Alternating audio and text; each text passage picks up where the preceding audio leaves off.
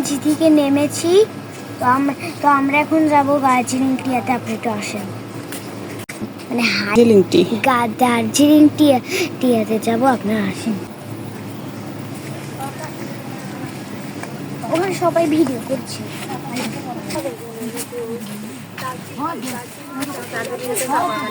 একটা পাহাড় আছে, আপনি একটু দেখুন।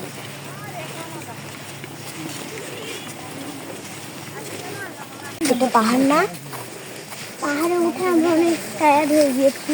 এখানে পাপা হাঁটছে।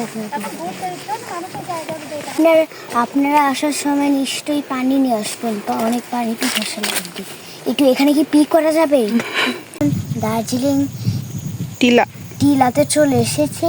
আপনারা দেখেন একটু ভিউটা, অনেক সুন্দর।